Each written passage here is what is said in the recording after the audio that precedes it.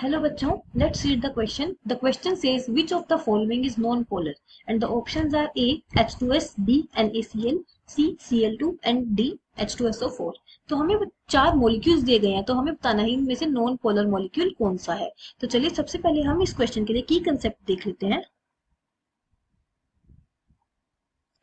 तो हमें पता होना चाहिए नॉन पोलर मॉलिक्यूल कौन से होते हैं।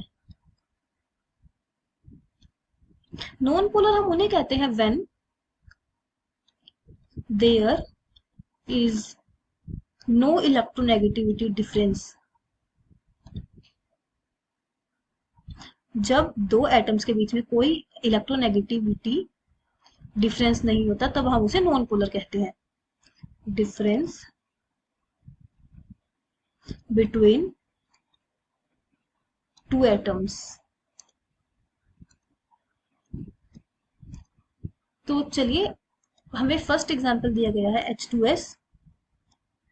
2S को हम इस तरह से लिख लेते हैं। यहाँ पे सल्फर की इलेक्ट्रोनेगेटिविटी होगी 2.5 और हाइड्रोजन की होती है 2.2। तो यहाँ पर सल्फर और हाइड्रोजन के बीच में इलेक्ट्रोनेगेटिविटी डिफरेंस है, तो ये कैसा हो जाएगा? पोलर। नेक्स्ट हमें जो एग्जाम्पल गिवन है वो है NaCl। तो यहाँ पे हमारे पास है सोडियम और क्लोरीन। सोडियम की इलेक्ट्रोनेगेटिविटी होती है 0.93 एंड क्लोरीन की होती है 3।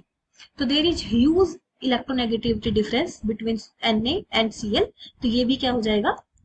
पोलर। नेक्स्ट हमें गिवन है Cl2। यहाँ पे दोनों एटम सेम है और क्लोरीन की इलेक्ट्रोनेगेटिविटी होती है 3। तो दोनों सेम होने की वजह से there is no electronegativity difference. तो ये कैसा हो जाएगा? ये हो जाएगा नॉन पोलर। नेक्स्ट जो हमारे पास एग्जांपल गिवन है वो है H2SO4। H2SO4 को हम कुछ इस तरह से लिख लेते हैं।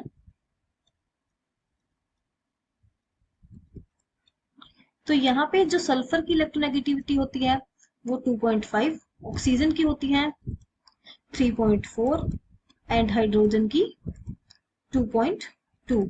तो ये वाला बॉन्ड भी पोलर है, ये वाला बॉन्ड भी पोलर है, ये बॉन्ड भी पोलर है।